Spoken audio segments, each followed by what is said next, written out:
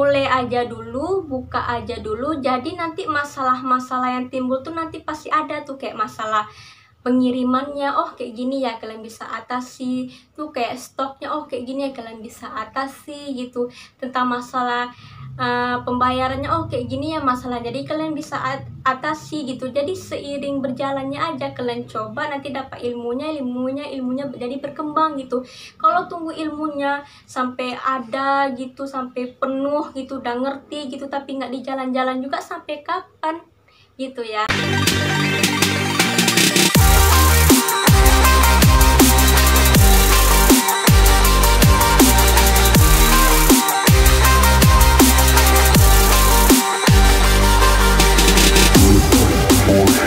Nah, ya kali ini ada nih yang komen, ada yang pingin kasih tips gitu kan.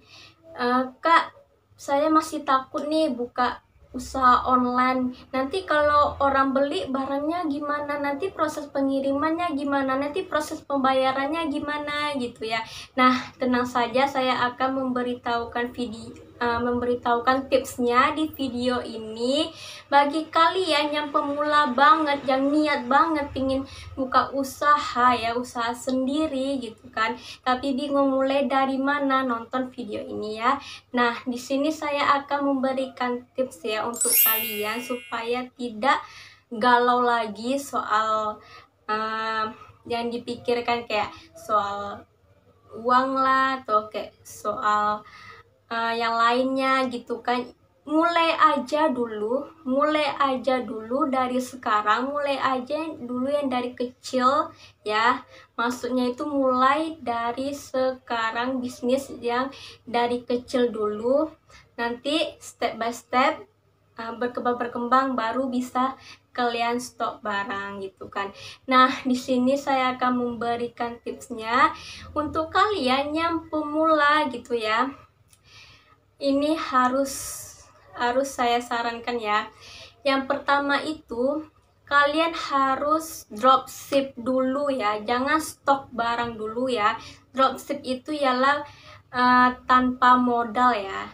Sudah saya jelaskan di video sebelumnya ya. Dropship itu kita tidak nyetok barang ya, cuma kita kalau ada orang pesan baru kita pesan lagi ke supplier. Jadi kita tidak stok barang dan tanpa modal juga dropship ya.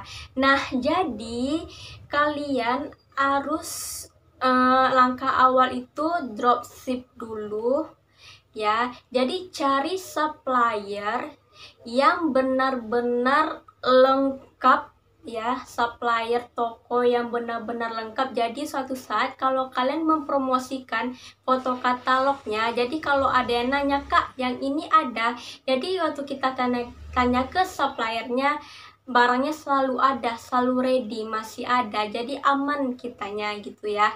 Nah, saya sarankan cari supplier yang lebih lengkap tokonya, barangnya gitu kan.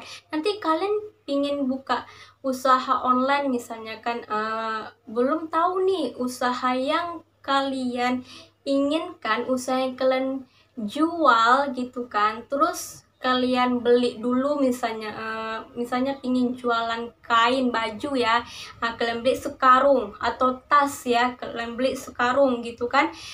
Belum tentu yang kalian beli itu laku, belum tentu yang kalian jual itu laku gitu kan. Jadi sayang dong duitnya, jadi rugi gitu, jadi terbenam jadinya gitu kan. Jadi saya sarankan dropship dulu, jangan berani stok barang dulu ya, untuk menghindari kerugian ya. Jadi nanti jadinya kayak gini ya, gimana maunya, kayak kalau kalian bilang nantilah dulu kumpulin dulu ilmunya gitu kan, kumpulin dulu duitnya, modalnya, baru buka usaha. Sampai kapan kalian begitu terus gitu ya. Jadi intinya mulai saja dulu ya. Jadi seiring berjalannya waktu ya, nah nanti kalian mencoba online ya, buka usaha online, bisnis online dari dropship ya. mulai aja dulu, buka aja dulu. Jadi nanti masalah-masalah yang timbul tuh nanti pasti ada tuh, kayak masalah pengirimannya, oh kayak gini ya kalian bisa atasi, tuh kayak stoknya, oh kayak gini ya kalian bisa atasi gitu. Tentang masalah pembayarannya, oh kayak gini ya masalah, jadi kalian bisa atasi gitu. Jadi seiring berjalannya aja kalian coba, nanti dapat ilmunya jadi berkembang gitu. Kalau tunggu ilmunya sampai ada gitu, sampai penuh gitu, udah ngerti gitu, tapi nggak di jalan-jalan juga, sampai kapan gitu ya. Jadi jangan buang-buang waktu Anda gitu ya. Jadi kalau dropship ini nih memang sangat simple, hemat waktu, hemat tenaga. Hanya kita kalau ada yang beli ya udah kita pesan aja ke supplier, supplier itu yang packing, yang semuanya diurusnya sampai ke tangan customer barangnya gitu kan. Sebelumnya saya sudah menjelaskan tentang dropship itu gimana, bisa nonton video saya yang sebelumnya ya, nanti saya cantumkan di description box ya. Nah, jadi itu kalian bisa banget ya, bisa banget dicoba aja dulu, dimulai aja dulu, jangan dipikirkan kayak soal modalnya kak gimana, cara pengirimannya gimana kak gitu ya. Jadi seiring berjalannya waktu kita bisa dapat ilmunya, juga dapat inspirasi lainnya gitu kan. Nah, kita kalau ingin mencari yang kita jual ya, yang tren sekarang, ya udah kita jual aja gitu. Kayak sekarang ini tren ya, yang saya lihat tren kayak hijab inner itu sekarang lagi tren-trennya sekarang. Jadi kalau ada barang yang tren, kalian coba jual aja gitu kan. Kalau ada yang beli, kalian pesan ke supplier gitu kan. Jadi nggak begitu rugi banget gitu. Tapi ada yang bilang, kak misalnya nih ya, kita udah sebagai dropship lah ya, sebagai dropship, customernya pesan ke kita, oke, udah deal gitu ya, tapi pas barangnya udah sampai ya, udah sampai ke alamat customer, tiba-tiba orangnya itu menolak. Gimana kak gitu ya. Nah, ini yang masalah yang terbesar ya, masalahnya pasti kalian pikir-pikir yang masih galau gitu kan. Gimana kalau customer itu menolak pesanan gitu, jadi kita dong yang nombok, yang rugi gitu kan. Nah, untuk dropship saya sarankan jangan sistem COD dulu. Misalnya kalau kalian dropship di Shopee ya, jualan di Shopee gitu kan, matikan COD-nya ya, matikan COD-nya, jadi mereka bayar dulu baru barangnya gitu ya. Saya sarankan kalau dropship itu jangan mau sistem COD dulu ya. Setahu saya kalau misalnya ya, kalau pingin COD, kalau ada customer yang menolak gitu kan, kita harus cari supplier yang mau buy back ya. Maksudnya tuh pingin menerima gitu, kayak barangnya udah sampai ke customer tapi ditolak, tapi pihak tokonya mau gitu, mau buy back gitu ya, supaya kita nggak menanggung resikonya. Tapi saya cari-cari gitu ya, belum ada sih, tapi nanti kalau ada saya akan kasih tahu gitu ya.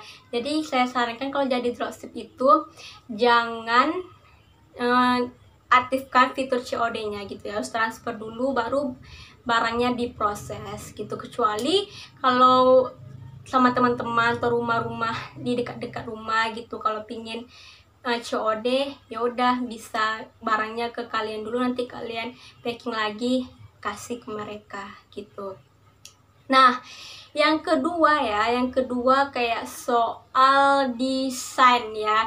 Nah, sekarang banyak banget platform yang gratis ya, kayak untuk desainnya. Jujur saya kalau mendesain saya cuma pakai Canva ya, banyak banget di sini ya, banyak banget Canva banyak banget template-template yang gratis ya, yang bisa kita tiru, yang bisa kita ubah-ubah sedikit kayak nama, elemen-elemennya gitu kan. Canva ini memang benar-benar super bagus banget. Ini gratis, kalian bisa mendesain sesuka hati kalian ya.